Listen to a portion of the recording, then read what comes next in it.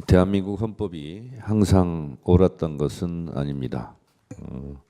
우리 헌법이 부끄럽게도 독재 정권을 수단화 합리화하는 데 악용되기도 했습니다.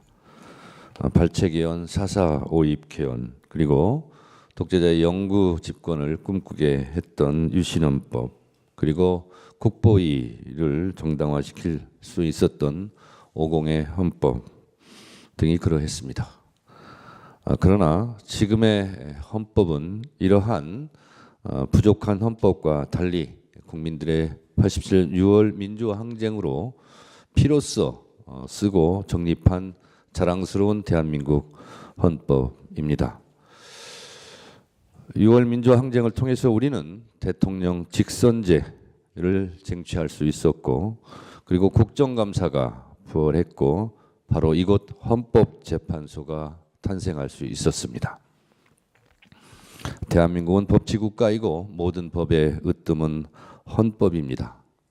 국민 각자 개개인이 의견과 주장이 다를 때 대한민국은 이 방향으로 가라라고 정해놓은 대국민 합의 문서가 바로 헌법입니다. 저는 비법조이지만 대한민국 헌법을 사랑합니다. 헌법도 100번 이상 읽었고 한 조항 한 조항에 담긴 헌법의 뜻을 가슴 깊이 새기고 있습니다. 대한민국의 헌법을 한마디로 정리하기는 어렵지만 가장 중요한 것은 국민의 기본권 보장, 삼권 분립, 그리고 인권 옹호 등 헌법 정신 내세우는 앞머리의 정신이라 생각합니다. 그러해서 헌법에 적시된 순서도 헌법 전문, 총강, 국민의 권리와 의무, 국회, 행정부, 법원 순서로 적시하고 있습니다. 그만큼 국민의 기본권과 국회의 역할은 매우 소중하다 할 것입니다. 대한민국 헌법이 다른 나라와 달리 특별하게 규정하고 있는 조항이 바로 86조 3항, 87조 4항입니다. 현역 군인은 국무총리가 될 수 없고 현역 군인은 국무위원이 될 수 없다는 조항입니다. 그만큼 우리 헌법은 군부 독재의 아픈 역사를 치유하기 위해서 전 국민이 노력해서 피로 써서 만든 조항들이 헌법 곳곳에 있습니다. 대한민국 헌법 제77조 1항은 전시, 사변, 국가 비상사태가 아니라면 계엄을 선포할 수 없다고 되어 있습니다. 대한민국 헌법 130개 조항 중에서 제 개인적으로 봤을 때 헌법 제11조와 헌법 제84항은 모순 관계에 있습니다. 모든 국민은 법 앞에 평등하다고 했지만 유일하게 대통령은 내란과 외환의 죄를 범하지 아니하고는 형사소추권을 인정하지 않고 있습니다. 그만큼 대통령에게는, 1인에게는 헌법적 특권을 부여하고 있습니다. 그런 헌법적 특권이 있는 대통령이라 할지라도 내란과 외환의 죄를 저질렀을 때에는 헌법 제11조 모든 국민은 법 앞에 평등하다는 정신에 따라 처벌되고 탄핵이 돼야 되는 것은 우리 헌법이 규정한 정신입니다.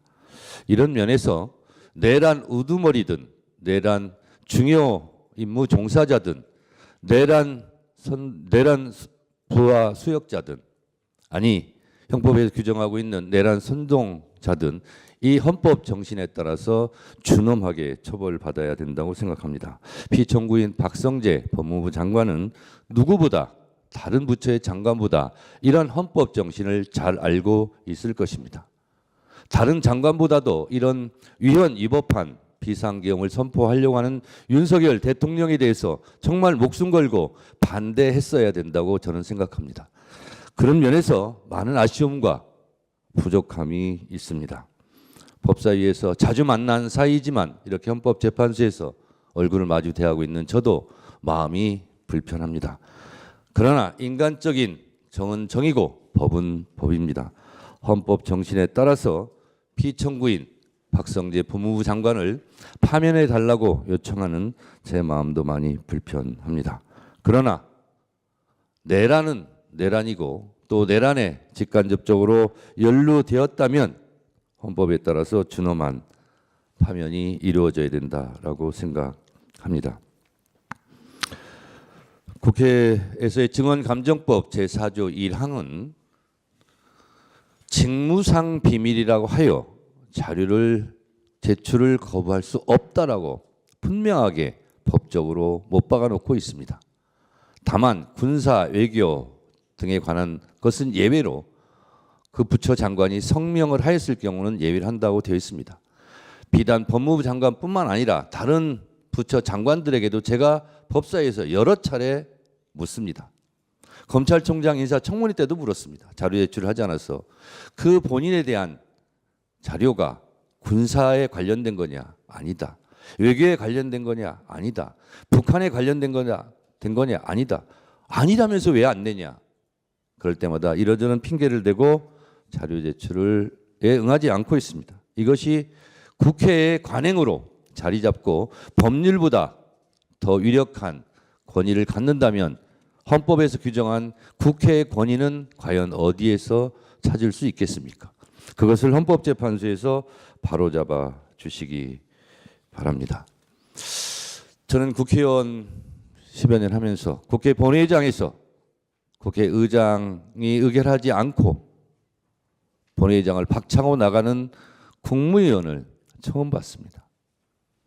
국회는 국회 개인에 대한 명예와 개인에 대한 체면이 중요한 것이 아니라 헌법기관으로서 국회의 역할이 있는 것이고 행정부의 국무위원들은 또 헌법과 법률이 정한 범위 내에서의 권한과 태도가 있을 것입니다. 공무원은 국민에 대해서 무한한 봉사자라고 헌법에서 규정하고 있고 성실 의무, 정치적 중립 의무도 다 헌법과 법률에서 정한 지켜야 될 규범입니다.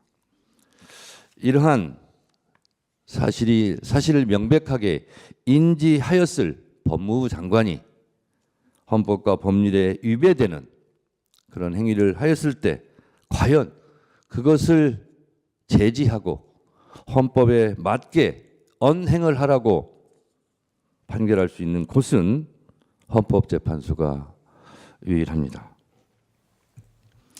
나라가 매우 혼란스럽고 불안과 공포 속에서 하루하루 국민들의 삶이 허리가 꺾여가고 있습니다.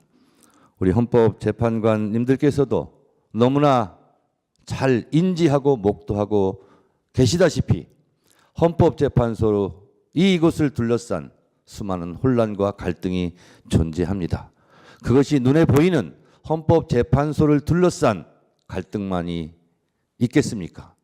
지금 대한민국 곳곳에서 전 국민이 대통령 윤석열의 내란 사태로 그 이후로 너무나 심한 고통과 스트레스를 받고 있는 것을 너무나 잘 알고 계실 겁니다. 사실 오늘 법무부 장관 박성재 피청구인에 대한 탄핵 심판이지만 온 국민은 내란 우두머리 피의자 윤석열 대통령에 대한 탄핵 심판 선고일이 언제일지 그것이 가장 큰 관심사일 것입니다. 피청구인 박성재 법무부 장관에 대한 파면을 포함해서 대한민국을 구한다는 국국의 심정으로 헌법재판소 재판관님들께서 대한민국 국민들을 어여삐 여기셔서 하루라도 빨리 탄핵, 대통령에 대한 탄핵 선고기일을 지정해 주실 것을 주제와 관련 없지만 제가 간곡하게 요청드리고 호소드립니다. 대한민국 국민들이 너무 힘듭니다. 재판관님들께서도 그 중압감과 고통에 괴로우시겠지만 더 큰 고통을 안고 하루하루 힘들게 살아가는 국민들을 위해서라도 법무부 장관을 포함한 윤석열 대통령에 대한 탄핵 심판도 서둘러 주실 것을 국민의 한 사람으로서 간곡하게 부탁드립니다. 고맙습니다.